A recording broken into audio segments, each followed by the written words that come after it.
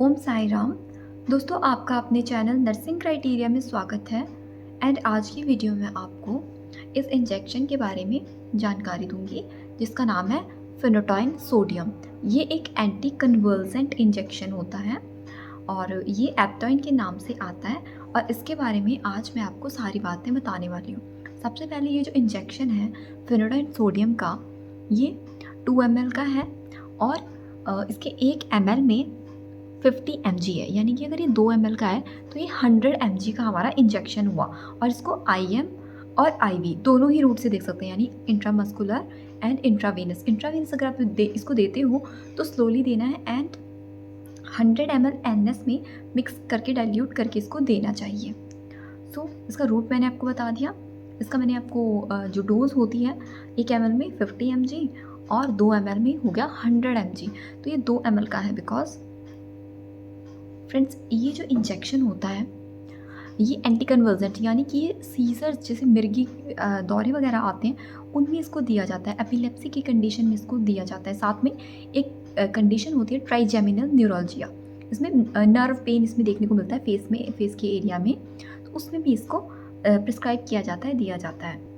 जब सीजर्स आते हैं, एपिलेप्सी की कंडीशन होती है, यानी कि एपिलेप्सी में सीजर्स रिपीटेड आते हैं, बार बार आते हैं, तो वो क्रॉनिक कंडीशन यानी बार बार आना उसे हम एपिलेप्सी कहते हैं। तो उसमें क्या होता है, हमारे ब्रेन में जो पेशेंट उसके ब्रेन में अबनॉर्मल इलेक्ट्रिकल एक्टिविटी को सीजर कहते हैं। और ये जो इंजेक्शन होता है, जो ड्रग होती है फेनोटाइन सोडियम, ये स्लो डाउन करती है उन इलेक्ट्रिकल एक्टिविटी को। एंड फ्रेंड्स, फेनोटाइन सोडियम के जो साइड इफ़ेक्ट्स हैं वो बहुत सारे हैं, यानी एक ड्रग है ये बहुत सारे साइड इफ़ेक्ट्स करती है। तो इसके जो कॉमन साइड इफ़ेक्ट्स हैं और एग्जाम्स में मोस्ट कॉमनली पूछे भी जाता है, फेनोटाइन के साइड इफ़ेक्ट्स एंड लिथियम एक ड्रग होती है, डाइक्साइक्लिन होते हैं, इन सब के बारे में पूछा जाता है। तो फेनोटाइन के जो साइड इफ़ेक्ट्स हैं वो बहुत बार एग्जाम में आते हैं। तो उन साइड इफ़ेक्ट के बारे में मैं अब आपको बताती हूँ, जो कि मेन टॉपिक है हमारा आज का। तो इसके जो साइड इफ़ेक्ट्स हैं उसे हम हॉट मलिका NDS के नाम से याद करते हैं, यानी एक मिमोनिक है, या आप लिख लेना हॉट मलिका NDS। तो इसमें हॉट यानी कि H से क्या होता है, H से है hirsutism, hypotension and hypertrophy of gums. यानी हर्स्यूटिज्म जब फीमेल में मेल की तरह हेयर्स आने लगे बॉडी में एंड फेशियल एरिया में, उसे हम फेशियल एरिया में मोस्टली उसे हम हर्स्यूटिज्म कहते हैं। BPP लो इससे होता है तो हाइपोटेंशन भी इसकी वजह से होता है, यानी एक H के इतने सारे मीनिंग है। और साथ में हाइपरट्रॉफी ऑफ गम्स ये करता है। दूसरा O से है ऑस्टियोमलेशिया।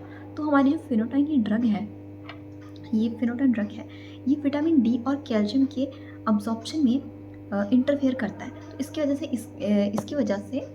इसकी वजह से ऑस्टियोमलेशिया भी होता है। फिर साथ में ये टेराटोजेनिक ड्रग है, यानी प्रेगनेंसी में इसको नहीं देना चाहिए क्योंकि ये फीटल हाइड्रोटोइन सिंड्रोम भी करता है। उसमें क्या होता है, क्लेफ्ट लिप और क्लेफ्ट पैलेट वाले बच्चे होते हैं, और साथ में बच्चों को यानी कि माइक्रोसेफेली जिनका ब्रेन छोटा रह जाता है, वो वाले बच्चे फिर इसकी वजह से होते हैं अगर इसको प्रेगनेंसी के दौरान लिया जाता है, तो जिसको कि हम कहते हैं फीटल हाइड्रोटोइन सिंड्रोम। और टेराटोजेनिक इफेक्ट इसका रहता है, यानी प्रेगनेंसी में बच्चे पर अगर प्रभाव पड़ता है तो उसे हम टेराटोजेनिक इफेक्ट किसी ड्रग का बोलते हैं। HOT मैंने आपको बता दिया, हॉट। उसके बाद M से आता है मेगलोब्लास्टिक अनीमिया। तो ये मेगलोब्लास्टिक अनीमिया यानी विटामिन B12 और फॉलिक एसिड की इसमें कमी आपको देखने को मिलेगी, इसकी वजह से ये प्रॉब्लम होती है। M से ये हो गया। A से इसमें होता है एरिथमियाज, ये अरिथमियाज करवाता है, ये इसका यानी कि टॉक्सिक इफेक्ट होता है। उसके बाद हमारा आता है लिम्फ एडिनोपैथी। तो लिम्फ नोड्स में जब स्वेलिंग होती है उसको हम कहते हैं लिम्फ एडिनोपैथी। तो उसके बाद आता है I means inhibit insulin synthesis. तो इंसुलिन के सिंथेसिस को अगर ये इनहिबिट कर रहा है, इसका मतलब ये हाइपरग्लाइसीमिया कर रहा है, यानी शुगर का लेवल इसके वजह से बढ़ सकता है। ये भी इसका एक साइड इफेक्ट है। आई के बाद आता है ए, हॉट मली का, सॉरी के आएगा, सॉरी। तो के से विटामिन के की ये डेफिशिएंसी करता है। तो विटामिन के हमारा क्लॉटिंग विटामिन हम इसको बोलते हैं, तो उसकी कमी होगी तो ब्लीडिंग डिसऑर्डर हो सकता है, ब्लीडिंग हो सकती है। के बाद आता है ए मीन्स एटैक्सिया करेगा। ये एटैक्सिया यानी कोऑर्डिनेशन में, बैलेंसिंग में प्रॉब्लम, और बैलेंसिंग अगर नहीं होगी तो पेशेंट कहीं भी गिर सकता है, यानी उसको वॉकिंग में प्रॉब्लम आएगी, उसको स्पीच में प्रॉब्लम आएगी, आई मूवमेंट उसके डिस्टर्ब हो सकते हैं, जो भी वॉलंटरी मूवमेंट्स हैं वो एटैक्सिया में डिस्टर्ब होते हैं, यानी कोऑर्डिनेशन प्रॉपरली नहीं होगा। कोऑर्डिनेशन नहीं होगा तो प्रॉपर बैलेंस में हमारा पेशेंट, जिसको साइड इफ़ेक्ट होंगे फेनोटाइन से, जो भी पेशेंट सफ़र करेगा उसको ये देखने को मिलेगा, एटैक्सिया। सो नेक्स्ट आता है NDS। मैंने आपको बताया था हॉट मलिका NDS। तो N से नेस्टेगमस, D से डिप्लोपिया एंड S से सिस्टमिक ल्यूपस एरिथमेटस, जो कि स्किन की कंडीशन है। S से ही आता है, एक और S है उसमें स्किन की, उसमें आता है सिडेशन। तो नेस्टेगमस क्या होता है? नेस्टेगमस यानी इनवॉलेंट्री आई बॉल्स का मूवमेंट इसमें देखने को मिलता है। वो वर्टिकल हॉरिजॉन्टल हो सकता है, बट फेनोटाइन के साइड इफेक्ट में वर्टिकल यानी ऐसे ऐसे ऐसे, नेस्टेगमस में इस तरह का इनवॉलेंट्री मूवमेंट आई बॉल्स में, आइज में देखने को मिलेगा, इससे ऐसे, जो है नेस्टेगमस। फिर आपको मैंने बताया डी डिप्लोपिया होता है, यानी डबल विज़न, यानी एक का दो दिखना। जैसे कि जब हम भांग वगैरह पी लेते हैं या कोई नशा करता है कोई, तो उसको दो दिखता है, उस टाइप से।